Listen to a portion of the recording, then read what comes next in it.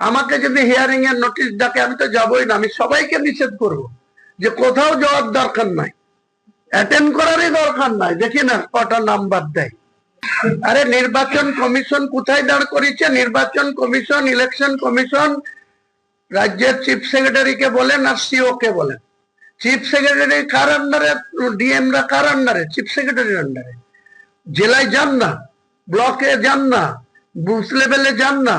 কি দিল্লির অফিসাররা করছে? ডিফেন্সের অফিসার করছে, না দিল্লির কোন ল্যান্ড দপ্তরের অফিসাররা করছে, না কোনো শিক্ষা দপ্তরের অফিসাররা করছে? রাজ্য সরকারের আধিকারিকরাই তো এই নির্বাচনের কাজ করছে।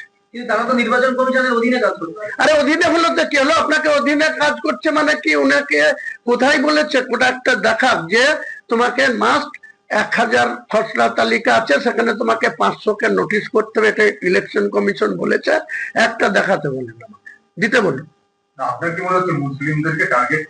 হ্যাঁ, ভীতি প্রদর্শন করা হচ্ছে। কেন? মুসলিমরা যাতে আগামী দিনে মমতা ব্যানার্জি তাদের মাসিয়া, তাদের ভোটার লিস্টে নামটা রাখার জন্য মমতা ব্যানার্জি, অভিষেক ব্যানার্জি ক্রেডিট নেওয়ার জন্য তার আধিকারিকরা এসব করছে। এসব করে কোনো লাভ হবে না।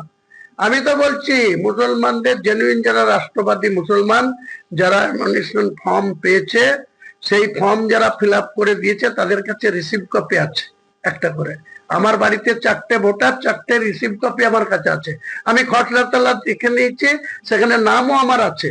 আমাকে যদি হিয়ারিং এর নোটিশ ডাকে আমি তো যাবোই না, আমি সবাইকে নিষেধ করব যে কোথাও যাওয়ার দরকার নাই, অ্যাটেন্ড করারই দরকার নাই। দেখি না কটা নাম্বার দেয়।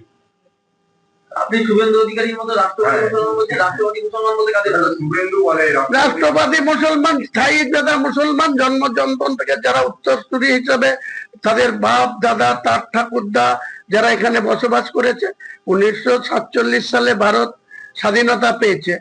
তারপরে কবে ভারত থেকে ভেঙে পশ্চিম পাকিস্তান হয়েছে, তারপরে পশ্চিম পাকিস্তান ভেঙে 1971 সালে শেখ মুজিবুর ইন্দিরা গান্ধীর দয়ায় বাংলাদেশ হয়েছে। এরা তো সবসময় বলে বাংলাদেশের অনুপ্রবেশকারী। কোথায় অনুপ্রবেশকারী? 58 লক্ষ নাম বাদ গিয়েছে। কত হিন্দু লোক আর কত মুসলিম লোক? শুভেন্দুকে বলুন রিপোর্ট কার্ড বের করতে। এসব বেকার চিল্লামিল্লি করে বাংলার মানুষকে বিভ্রান্ত করে লাভ হবে না। যেমন অভিষেক, তেমনি মমতা, তেমনি শুভেন্দু। এরা বলছে যে সব বেআইনি অনুপ্রবেশকারী। কোথায় বেআইনি অনুপ্রবেশকারী? মুর্শিদাবাদ জেলায় 2 লক্ষ মতো লোকের নাম বাদ দিয়েছে। 60 লক্ষ নাম ছিল, 58 লক্ষ আছে। কোথায় বেআইনি মুসলমান? ওখানে 2 লক্ষর ভিতরে দেখুন 1,40,000 হিন্দুদের নাম বাদ দিয়েছে। কমিশনকে জানিয়েছেন যে সরকারের আপনি বলছেন যেটা পরিকল্পনা বা কমিশনকে জানিয়ে তার প্রয়োজন আমি মনে করছি না, কারণ এটা কমিশন এটা ইন্টেনশনালি করছে না। কমিশনকে নির্দেশ পালন করতে গিয়ে রাজ্য সরকারের লোয়ার লেভেলের আধিকারিকরা, ব্লক লেভেলের আধিকারিকরা এই মিসম্যানেজমেন্টটা চালাচ্ছে। আমি তাদের অফিসে গিয়ে হামলা করব, তাদের অফিসে গিয়ে ঘেরাও করব, তাদেরকে সোজা করব।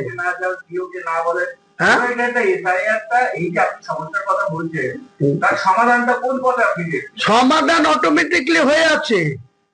58,20,000 বাদে সমস্ত নামের খসড়া তালিকা কোথাও পৌরসভায়, কোথাও পঞ্চায়েতে, কোথাও সরকারি বিভিন্ন দপ্তরের জায়গায় টাঙানো আছে।